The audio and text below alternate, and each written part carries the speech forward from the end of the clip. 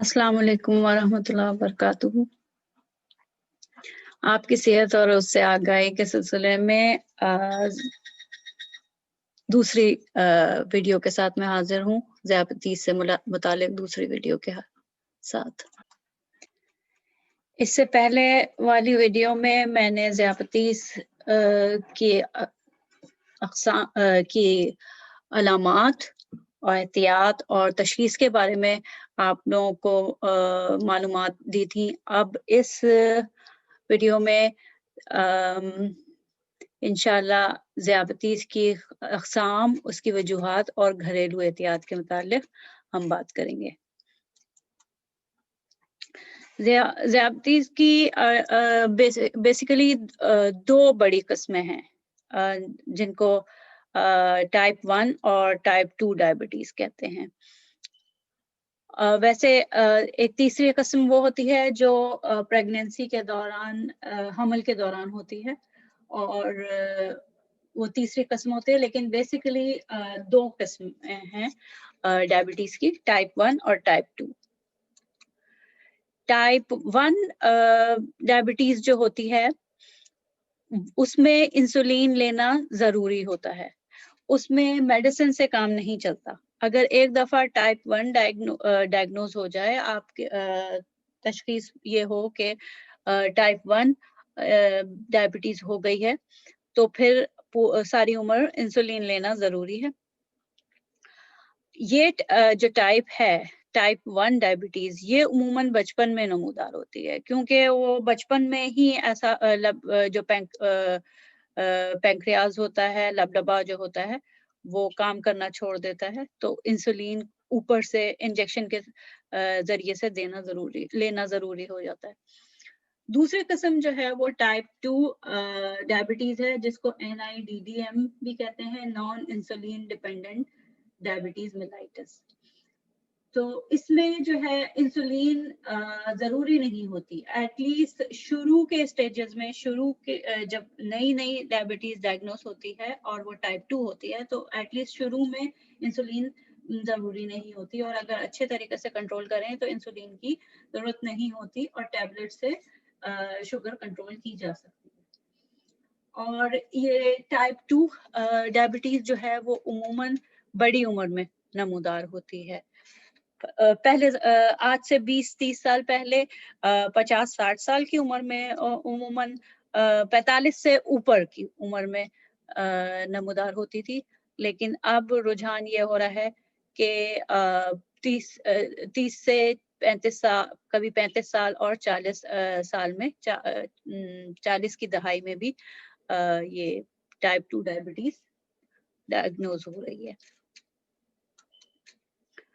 अच्छा, डायबिटीज़ की जो वजूहात हैं, बुनियादी तौर पे जो डायबिटीज़ की जो वजह है जिस्म में, वो ये है कि पैंक्रियास यानी लबलबा जो है वो इंसुलिन बनाना छोड़ देता है, उसमें इंसुलिन बनाने में कमी आ जाती है, या तो इंसुलिन बिल्कुल नहीं बना रहा होता, या फिर अगर इंसुलिन आ भी रही होती है तो वो कारामद नहीं होती, इंसुलिन के असरात जिस्म में जाहिर नहीं होते, जिसको इनसफिशिएंसी ऑफ इंसुलिन कहते हैं, और मेडिकल टर्म में उसको इंसुलिन रेजिस्टेंट कहते हैं।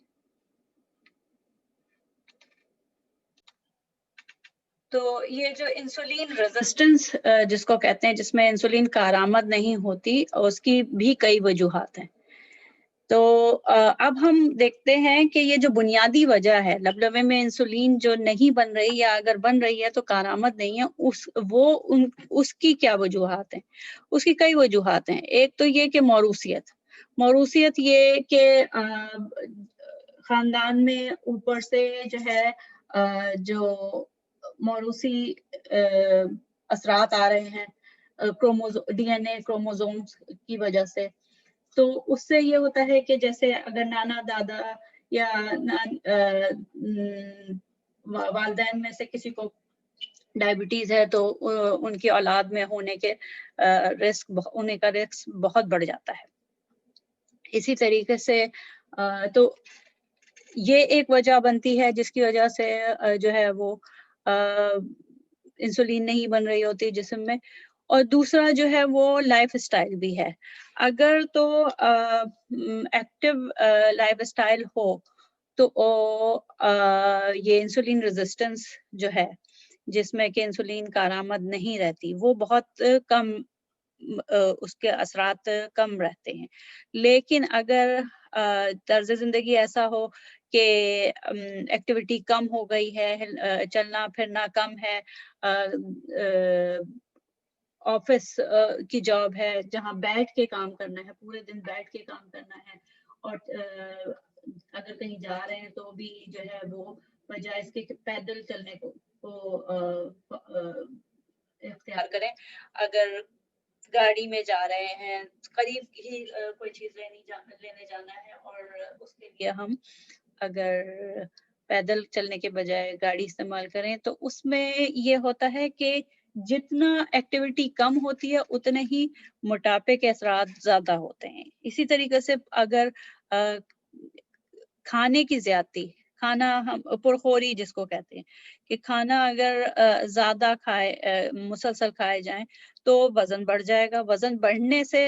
وزن بڑھنا ایک اکیلا فیکٹر ہے جس کی وجہ سے یہ انسولین کی کارکردگی متاثر ہوتی ہے. انسولین جسم میں آ رہی ہوتی ہے لیکن وہ اپنے جہاں خلیات پہ جا کر اس کو اٹیچ ہونا ہوتا ہے اور اپنا کام دکھانا ہوتا ہے، وہ خلیات میں جو ریسپٹرز ہیں وہ کام کرنا چھوڑ دیتے ہیں. تو اوبیسٹی یعنی کہ موٹاپا، وزن کا بڑھنا، اور اپنے طرز زندگی میں جو ہے وہ ایکٹیویٹیز کا کم ہونا، چلنا پھرنا کم ہونا، یہ جو ہے یہ بہت زیادہ وجہ بن رہا ہے ڈائبٹیز کی، اور جس کی وجہ سے اب بہت زیادہ لوگوں میں ڈائبٹیز جو ہے ڈائگنوز ہو رہی ہے. ایک تیسری وجہ بھی نئی ریسرچ سے سامنے آئی ہے کہ کچھ لوگوں میں کی آنتوں میں شکر اور دوسرے اجزاء کے جذب ہونے میں بے قاعدگی بھی ایک وجہ بن سکتی ہے. تو یہ تھی ڈائبٹیز کی وجوہات. اس سے ان معلومات کا عام سب لوگوں کو معلوم ہونا ضروری ہے تاکہ کم از کم یہ تو ہے کہ اپنے طرز زندگی کو تو چینج کیا جا سکتا ہے. موروثیت ظاہر ہے ہمارے ہاتھ میں نہیں ہوتی، جو موروثی سلسلہ آ رہا ہے تو وہ ہمارے ہاتھ میں نہیں ہوتا، لیکن ہمارے اپنی معمولات زندگی کو تبدیل کرنا اور اس کے اپنی صحت کے لیے اس میں تبدیلی لانا جو ہے ہمارے لیے پھر بھی ممکن عمل ہے. اچھا، اب اچھا ڈائبٹیز جو ہے وہ صرف جسم میں شوگر ہی نہیں بڑھاتی بلکہ جو ہے خون میں فیٹس کی مقدار، چکنائی کی مقدار بھی بڑھاتی ہے، اور ان دونوں کے اثر سے تقریباً جسم کا ہر خلیہ متاثر ہوتا ہے. ہر خلیہ اور ہر عضو جو ہے وہ متاثر ہوتا ہے. شکر کی زیادتی خون میں دوران خون میں شکر کی زیادتی اور چکنائی کی زیادتی سے سارے عضو اور سارے خلیات متاثر ہوتے ہیں. اس میں جو بڑی بڑی کمپلیکیشنز یعنی کہ بڑی پیچیدگیاں جو سامنے آتی ہیں وہ ہے کہ آنکھوں میں موتیا آ جاتا ہے، کیٹریکٹ، جو کہ عموماً 60 سال سے اوپر آتا ہے عام لوگوں میں، لیکن اگر کسی کو ڈائبٹیز ہو تو بہت پہلے کیٹریکٹ کا پرابلم ہوتا ہے، موتیا آنا شروع ہو جاتا ہے. اس کے علاوہ کالا پانی جس کو کہ گلوکوما کہتے ہیں، جس میں آئی کا پریشر بڑھتا ہے، وہ بھی بڑھ سکتی ہے. اور اس کے علاوہ آنکھ کے اندرونی پردے یعنی کہ ریٹنا پہ جو ہے ریٹناپیتھی ہوتی ہے، جو ڈائبٹک ریٹناپیتھی، اور اس میں بھی پرابلمس آتے ہیں، جس کی وجہ سے ہم سارے ڈاکٹرز جو ہیں ہم کہتے ہیں کہ ہر 6 مہینے بعد آپ کو اپنا چیک اپ کرانا ضروری ہے تاکہ سدے باب کیا جا سکے.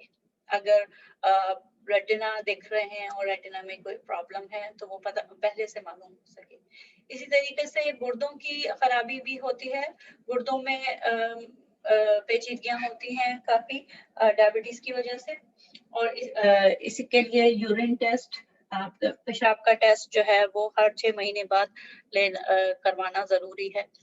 اسی طریقے سے دل اور شریانوں میں کیونکہ چکنائی بڑی بھی ہوتی ہے ڈائبٹیز کے پیشنٹ میں، تو یہ چکنائی جو ہے وہ دل کے اندرونی سطح پہ اور جو شریانے ہیں بلڈ ویسلز ہیں ان کی جو ہے وہ اندرونی سطح پہ جا کے جمنا شروع ہو جاتی ہے، جو آپ کو جو جس کی وجہ سے دل کا دورہ اور انجائنا ہو سکتا ہے. اس کے علاوہ اگر یہی کیفیت برین کی شریانوں میں ہو تو فالج کا خطرہ ہو جاتا ہے اور برین ہیمریج کا بھی، خون جو دماغ میں خون کی شریان کے پھٹ جانے سے جو برین ہیمریج ہوتا ہے اس کا خطرہ بھی ہوتا ہے. تو یہ بہت ساری کمپلیکیشنز ہیں جس کی وجہ سے یہ بہت ضروری ہے کہ ڈائبٹیز کو بر وقت ڈائگنوز کیا جائے اور اس کے ساتھ ساتھ اس کی احتیاط کرنا بہت ضروری ہے ان سب چیزوں سے بچنے کے لیے. اس کے علاوہ پوری دنیا میں اچھا یہ پیچیدگیوں سے بچاؤ کی تدابیر جو ہے یہ کیا ہو، یہ جیسے میں پہلے بھی بتا چکی ہوں کہ اس میں یہ کہ آپ مسلسل کنٹرول رکھیں. ہر ہفتے جو ہے وہ اپنے شوگر کا ٹیسٹ جو گلوکومیٹر سے گھر میں جو آلہ ہوتا ہے اس سے ٹیسٹ کر کے، تاکہ پتہ رہے کہ کہیں زیادہ تو نہیں ہو رہی ہے شوگر. اور دوسرے اپنے معمولات زندگی میں تبدیلی لا کے جتنا زیادہ ایکٹیو ہو سکتے ہیں، پیدل چلنا یا سائیکلنگ کرنا، اس کے علاوہ اسپورٹس ایکٹیویٹیز جتنا کھیل میں حصہ لے سکتے ہیں اور اپنے آپ کو مصروف کریں.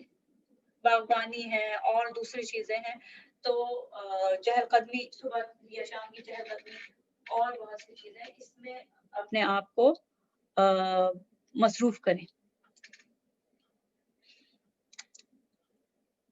یہ کچھ اعداد شمار ہیں جو کہ دنیا بھر کے ڈائبٹیز کے مریضوں کے متعلق ہیں.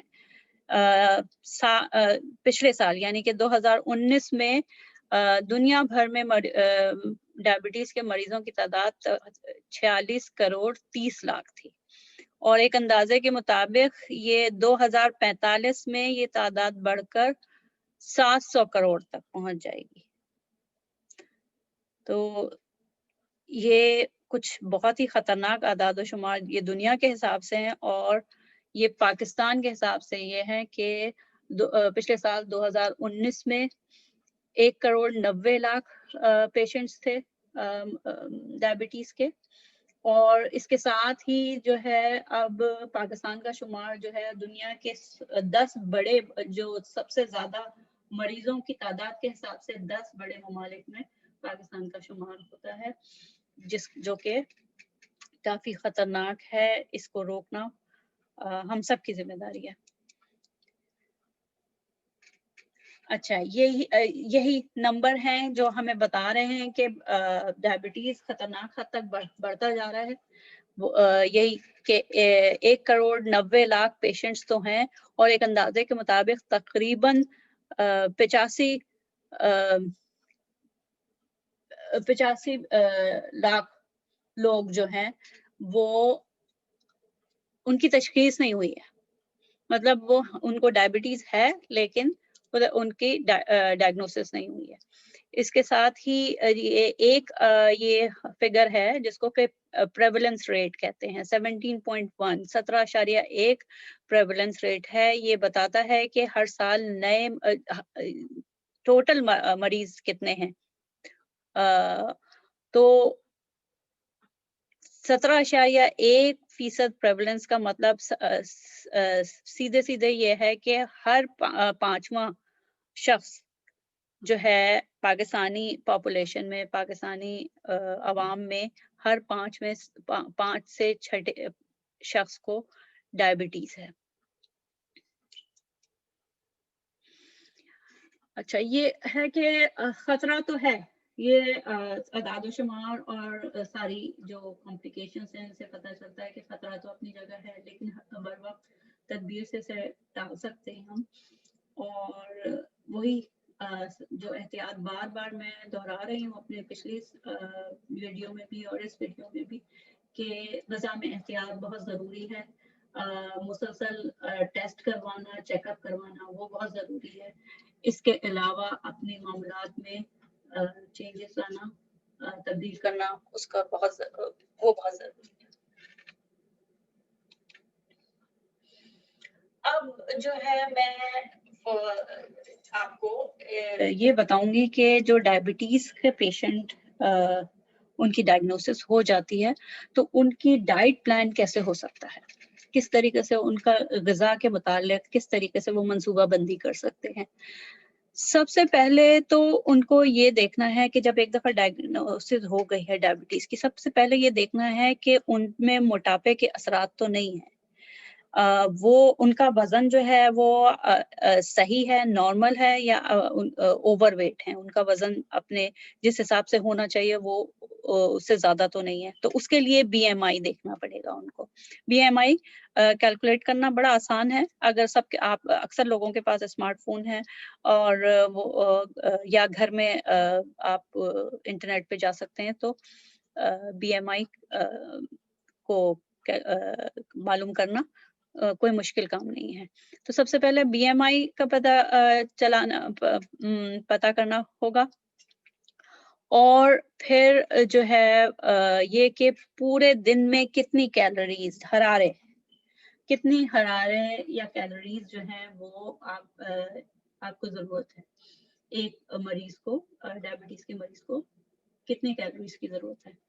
اس کے علاوہ پھر تیسرے مرحلے میں یہ کہ کون سے آئٹمس، کون سے اجزاء غذائی جو آئٹمس ہیں وہ کھانے چاہیے، کون سی چیزیں کھانی چاہیے اور کون سی چیزیں جو ہیں وہ ذیابطیس میں جو ہے وہ مضر رساں ہیں، نقصان دہ ہوتی ہیں. اسی طریقے سے ایک بات جو ڈائبٹیز کے پیشنٹ کو بہت ضروری ہے وہ یہ ہے کہ اپنے جو کھانے کے اوقات ہیں وہ ہر روز تقریباً مستقل رکھنے ہیں. اگر آپ 7 سے 8 کے درمیان ناشتہ کرتے ہیں، صبح 7 سے 8 کے درمیان ناشتہ کرتے ہیں تو ہر روز یہ فکس اسی ٹائم پہ کریں.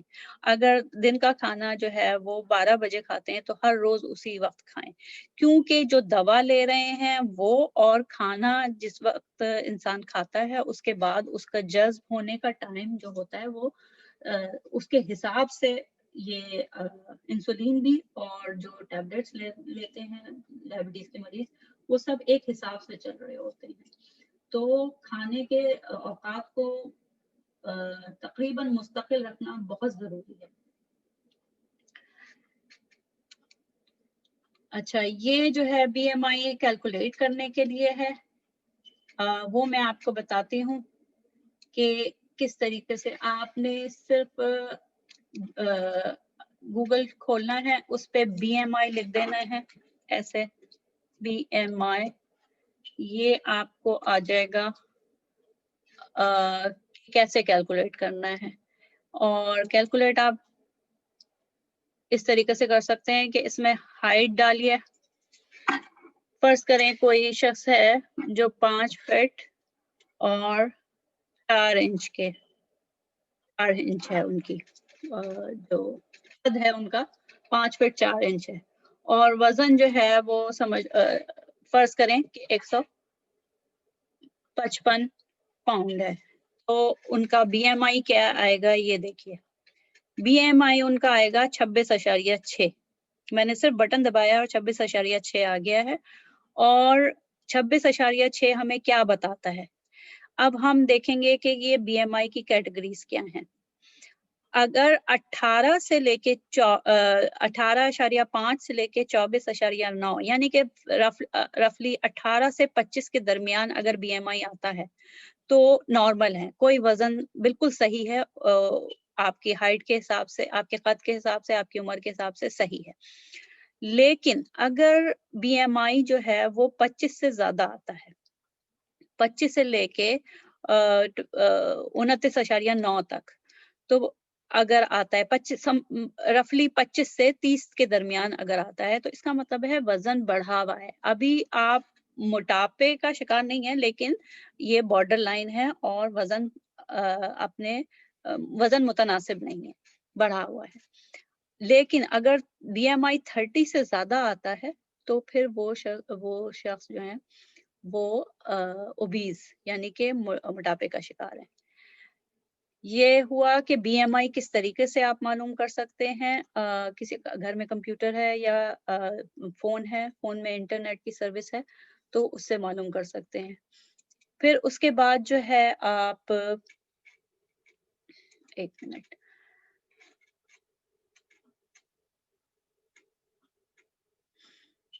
جی اس کے بعد بی ایم آئی آپ نے معلوم کر لیا. اب آپ نے جو ہے وہ کیلوریز معلوم کرنی تھی کہ آپ کتنے حرارے جو ہے وہ دن میں لے سکتے ہیں. عام طور پر ایک جو اڈلٹ فیمیل ہے, مطلب خاتون ہے ایک بڑی عمر کی 20 سے 60 سال کی, تو ان کا تقریباً روزانہ 1600 سے 2400 کیلوریز ان کو چاہیے ہوتی ہیں. وہ ڈپینڈ کرتا ہے کہ جو بہت زیادہ ایکٹیو ان کا لائف اسٹائل ہے تو وہ 2200 لیں 2300 لیں, اور اگر زیادہ گھومنا پھرنا نہیں ہے یا آفس جاب کر رہی ہیں تو چلنا پھرنا دن میں نہیں ہے تو 1800 1900 کیلوریز پورے دن میں لینی ہے. اس کے بعد آپ نے یہ دیکھنا ہے کہ آپ نے متوازن کیسے کرنا ہے غذا کو. متوازن اس طریقے سے کرنا ہے کہ ایک عام نارمل انسان کے لیے جو غذا میں تناسب ہونا چاہیے وہ یہ کہ نشاستہ جو ہے, نشاستے کا مطلب روٹی, تندوری روٹی یا ڈبل روٹی, یا آپ یہ نوڈلز کھاتے ہیں یا بن کھاتے ہیں یا یہ رس کھاتے ہیں, یہ سب جو ہے وہ نشاستے کے سورسز ہیں. اگر آلو ابال کے کھا رہے ہیں خالی تو وہ بھی نشاستہ ہی ہے. تو یہ سارے نشاستے کے یا کاربوہائیڈریٹ کے سورسز ہیں. تو یہ نشاستہ جو ہے وہ 60 سے 65% ہونا چاہیے ایک نارمل انسان کا اپنی غذا میں 60 سے 65%. جو پروٹین, جیسے کہ پروٹین جو ہمیں فراہم کرتے ہیں وہ ہے چکن کا گوشت ہے, بکرے یا گائے کا گوشت ہے, اس کے علاوہ چیز ہے, پنیر ہے, دودھ ہے, دہی ہے, انڈے ہیں, مچھلی ہے. یہ سارے چیزیں جو ہیں وہ ہمیں پروٹین فراہم کرتی ہیں. اس کے علاوہ دالیں اور جو لوبیا کے بیج ہیں یا چنے کے بیج ہیں, یہ ساری جو بینس ہیں, کڈنی بینس ہیں, وہ ساری جو ہے ہمیں پروٹین فراہم کرتی ہے. تو پروٹین جو ہے وہ جسم میں تقریباً 20 سے 30% لینا ہوتی ہے. اور اسی طریقے سے آئل بھی ضروری ہوتا ہے کچھ مقدار میں, 15 سے 20% چاہیے ہوتا ہے. آئل میں ساری یہ ہر طرح کی چکنائی آ گئی, جو کوکنگ آئل ہے وہ بھی, اور اس کے علاوہ بناسپتی گھی, مکھن اور دوسری چیزیں. تو یہ اس طریقے سے آپ نے لینا ہے. سبزیاں, اور ڈائبٹیز کے مریض کو اب اسپیشلی کرنا یہ ہے کہ ہر کھانے میں اپنے کاربوہائیڈریٹ کی مقدار کو کم کرنے. اگر پہلے 3 روٹی کھانے میں کھاتے تھے تشخیص ہونے سے پہلے, ڈائگنوسس ہونے سے پہلے اگر 3 روٹی کھاتے تھے تو اب 2 پہ آ جائیں. اگر 2 روٹی کھاتے تھے تو 1 یا 1.5 پہ آ جائیں. اس طریقے سے اپنے کاربوہائیڈریٹ کو, چاول جیسے اگر چاول کی مقدار بھی کم کرنی ہوگی اور پروٹین کی مقدار کو بڑھانا ہوگا. یہ بیسیکلی جو غذا میں منصوبہ بندی کرنی ہے وہ یہ کہ کاربوہائیڈریٹس کو کم کرنا ہے اور پروٹین کی مقدار کو بڑھانا ہے, اور فیٹس کو متناسب رکھنا ہے, بہت جتنا منیمل کر سکتے ہیں اتنا, اور اس کے ساتھ ہی سبزیاں اور پھل کی مقدار کو بڑھانا ہے. अच्छा, एक टिप है, मतलब एक मशवरा है कि डायबिटीज डायग्नोज हो जाती है तो घर में अगर इस तरीके के पैमाने रख लें तो किसी भी चीज को पैमाइश करने के लिए बड़ी आसानी होगी। दूध पी रहे हैं या दही खा रहे हैं तो कितने आउंस खानी है ये पता चल जाएगा। अम, रोटी वगैरह का वजन करना या उससे हेल्प हो सकती है, स्पेशली उन लोगों की जो ओवरवेट हैं, जिनको वाकई अपने वजन को कंट्रोल करना है, उनके लिए ये काफी जरूरी हो जाता है। अच्छा, ये एक और चीज है कि आप जब बाजार से कोई भी चीज खरीदते हैं उसमें उमूमन ये इस तरीके से चार्ट लिखा होता है, तो आप उसमें देख लें कि कितना कार्बोहाइड्रेट है। ये भी आपको बहुत मदद कर सकता है अपना प्लान करने में कि किस तरीके से खाएं। ये देखिए, एक जो टोस्ट है डबल रोटी का, वो 90 कैलोरीज दे रहा है। इसी तरीके से चपाती जो होती है वो साइज पे डिपेंड करता है। चपाती जो है वो 70 से लेके 100 कैलोरीज के दरमियान होती है। अगर बड़े साइज की चपाती है तो तकरीबन 100 कैलोरीज 100 हरारे देती है, और अगर अ, छोटे साइज की है 8 इंच उसका डायमीटर है, उसका कुतर जो है वो 8 इंच है, तो तकरीबन 60 से 70 कैलोरीज देगी। ये एक सैंपल है एक कि किस तरीके से आप अपना एक दिन का खाना का प्लान कर सकते हैं कि नाश्ते में एक चपाती ले ली या एक अंडा ले लिया, या फिर चपाती के साथ दही ले ली, आधा प्याला दही ले ली। इसी तरीके से दिन के खाने में जो है वो 1 से 2 चपाती, इसके साथ आपने कोशिश करनी है कि कोई ना कोई प्रोटीन रिच, जिसमें प्रोटीन ज्यादा हो, वो लें आप। वो कुछ भी हो सकता है कि दाल भी हो सकती है, लोबिया का सालन भी हो सकता है, जितनी बीन्स हैं वो हो सकती हैं। इसके अलावा गोश्त भी मुनासिब मकदार में ले सकते हैं। 2-3 जो पीसेज हैं, बोटियां हैं, वो सालन के साथ, या मछली का सालन ले सकते हैं। जो फ्राइड आइटम हैं, जो तले हुई चीजें हैं, उनको जो है वो अवॉइड करें, उनको ना इस्तेमाल करें, बल्कि अगर मछली खा रहे हैं तो सालन में सालन बना के उसके साथ खाएं। इसी तरीके से रात का खाने में भी आप यही तरीका इस्तेमाल कर सकते हैं। इसके अलावा जो लोग इंसुलिन ले रहे हैं और या मेडिसिन ले रहे हैं, उनके लिए 3 खानों के अलावा स्नैक्स बीच में लेना भी अच्छा होता है, ताकि बहुत ज़्यादा उसमें तब्दीली ना आए शक्कर में, एकदम से बहुत ज़्यादा और एकदम से बहुत कम ना हो जाए जो खून में शक्कर की मकदार है। अगर जैसे कोई सुबह 7-8 बजे खाना खा रहे हैं और दिन में ऑफिस में इतने बिजी हैं कि लंच लेट हो रहा है, 2-3 बज रहे हैं लंच करते करते, तो बेहतर ये है कि वो 11-12 बजे एक छोटा सा स्नैक खा लें। स्नैक्स में जैसे भुने हुए चने खा सकते हैं, ड्राई फ्रूट्स बादाम खा सकते हैं, ये मूंगफली खा सकते हैं। ये बहुत अच्छे स्नैक्स होते हैं, तो ये खाया जा सकता है। इसके अलावा फल भी खा सकते हैं स्नैक्स में, जैसे गाजरें खा ली, या फिर एक मीडियम साइज का सेब खा लिया। इस तरीके की ये सारे हेल्दी स्नैक्स में आते हैं। तो ये इस तरीके से एक दिन के खाने का, जैसे एक समझ लें एक मिसाल दी है। आप इंटरनेट पे बहुत आसानी से ढूंढ सकते हैं कि किस तरीके से जो है वो आप अपना प्लान कर सकते हैं गज़ा के पूरे सुबह दोपहर शाम के खाने का। तो ये थी डायबिटीज के एहतियात, और जो स्पेशली न्यूट्रिशनल प्लान के क्या आपने गज़ा के मुतालिक आपकी क्या मनसूबाबंदी हो सकती है। तो इंशाल्लाह ये मैं उम्मीद है कि ये आपको अपने डायबिटीज कंट्रोल करने के लिए आपको मदद होगी इन मालूमात से। तो इंशाल्लाह आइंदा वीडियो तक के लिए इजाजत। अस्सलाम वालेकुम वरहमतुल्लाहि वबरकातुहू। अल्लाह हाफिज।